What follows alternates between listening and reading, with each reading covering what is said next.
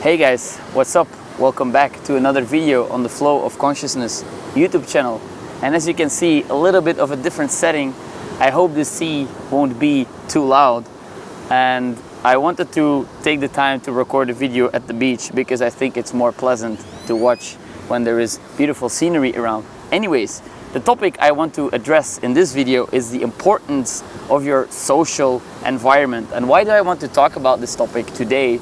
The reason why I want to talk about this topic today is because I feel that currently I'm in a more anti-social phase, a phase where I feel less called to socialize with people, to spend time at parties, to meet strangers, to talk to people I don't know, because I came to understand that after many years of traveling, I've been traveling for 5 years now, and because you travel, you meet a lot of new people, right? And in the beginning, it's very, very exciting to do that.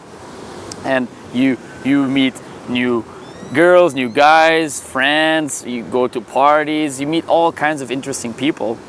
But it's like when you meet 10 new people, it's exciting. When you meet 100 new people, it's still exciting. But after you've met 500, 1,000 new people during the years, over the years, the 1,001st becomes almost like the same in a sense. Of course, everybody is different, but the experience of meeting someone new is kind of similar after this 1,000th time, you see?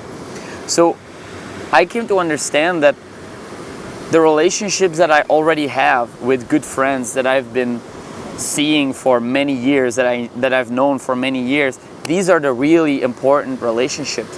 And it's these relationships that I want to nurture, that I want to spend time and attention to. Because, I don't know, is there a problem? No, there's not a problem.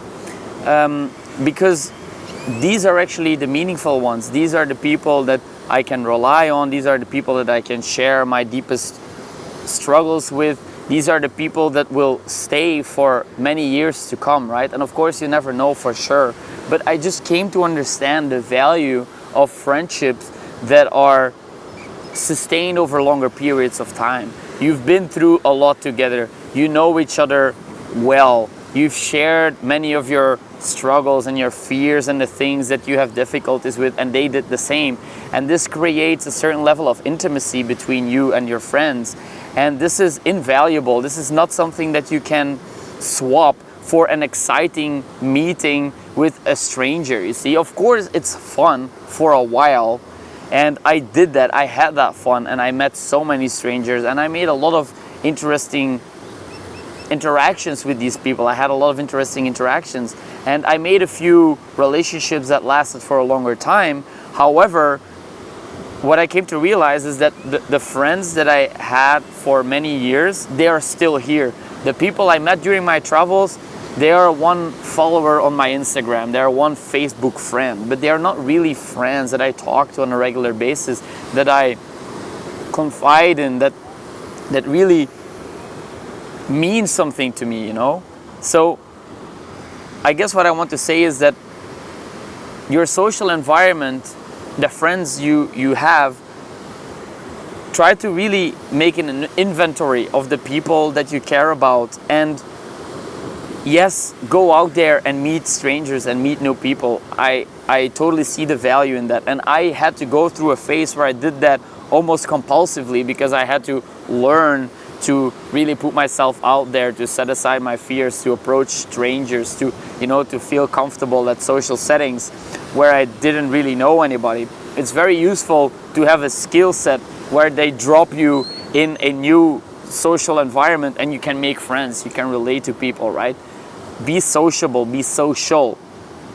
But this compulsive need of having to meet new people all the time, I don't think that is very useful or beneficial for your mental health in general. I think it can be a lot more useful for you to really nurture the relationships you already have with the people that feel close to your heart. And of course, if it's a toxic relationship, or if you're both so different now than you used to be 5 years ago, if you didn't grow alongside each other but you grew apart, then of course it it doesn't make sense to spend time nurturing that relationship, right? Some people, they grow apart, and that's perfectly fine. You will make new friends. But what I'm trying to say here is that the people that you know resonate with you on a soul level, nurture those relationships, pay attention to them, call them regularly, share things. And I noticed that I have been very antisocial myself lately, and I don't really reach out too much to my friends right now.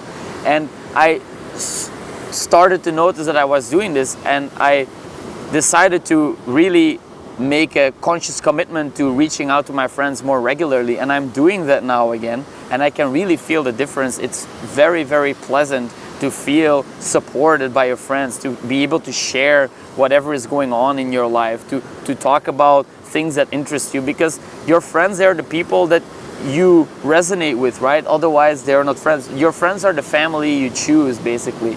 And your social environment has such a big impact on your overall well-being. So I want to make sure that you don't lose track of that. And it's also a reminder to myself, don't lose track of that. Don't get lost in the idea that, oh, I need to be at these parties with all these strangers, or I need to be completely alone and focus on my own thing. Of course, you go through phases where one time you're a little bit more antisocial, you're focusing on something. For example, right now I'm really focusing on building this YouTube channel, and I have to not forget about my social environment. I need to nurture my social environment. I need to take care of it, you know, like a garden. Your plants, they will grow, and if you don't pay attention to your plants, they will either die or start to bewilder everything, and it will start to look ugly, right? But your plants, they can take some time to be left alone. You can put your plants there, give them some water, and then let nature do its thing, and they will grow, right? But after a certain threshold, they start to morph into something that's not beautiful anymore. So then you need to intervene. And I want to invite you to take care of your garden of friends, to nurture it, to give them water, to give them attention, to share with them that you appreciate them. I do that too. I tell my friends, hey, I really appreciate you taking the time to talk with me right now. It really means a lot to me. And this is a little drop of water you put into your garden of friends, right? And you want to do this on a regular basis. And sometimes it's fine to let your garden do its thing a little bit and not pay too much attention to it, but you want to keep it in the back of your mind. You don't want to you don't want to lose complete track of it, because it's so important, and you don't want to let your garden there for a few years and then go back and then be like, oh my God, what happened here? Everything is brown and dyed, and everything is ugly, and there is so much weed everywhere, and it's not pretty anymore.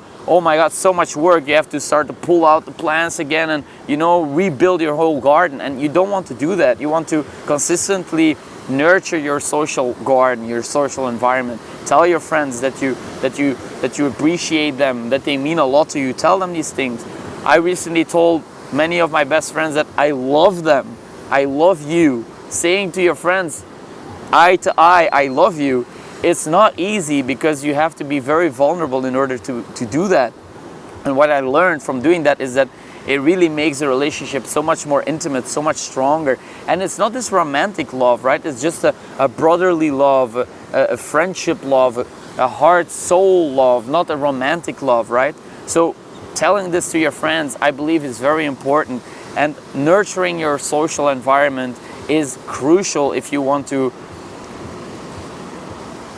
maximize your well-being. I believe there's a lot of studies done around this topic that proves that your relationships with people are one of the most valuable assets.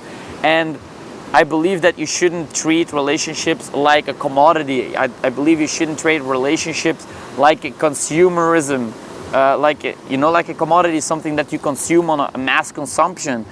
I used to do that. I met a lot of strangers, and wow, it's cool traveling and meeting everyone left and right. But now I start to understand that it's way more important to pay attention to the people you actually really care about. And I believe that the pandemic, for example, for a lot of people, cut out a lot of the bullshit that was surrounding them. They realized that, oh, I actually don't care about these people. I don't want to hang out with them. I don't even call them. I don't, and the people who really matter, they rise to the surface. It's like the cream rises to the top or something like that, right? And with friendships, it's the same thing. So during the pandemic now, because you don't have the opportunity to be as social, the people who really matter, they rise to the top, they rise to the surface. And by knowing this, I want to invite you to really nurture these relationships extra much. And it's a reminder to myself too, to do this on a consistent and regular basis. And on that note, I want to end this video, and I want to invite you to go call a friend, send them a text, tell them you really appreciate what they do for you, tell them that how much they mean to you, and share something about your life. It might strike up a very interesting conversation between the two of you. And I believe that it will increase the level of intimacy that is present between you and your friends. So go give it a try, and thank you for watching. See you guys in the next one. Bye.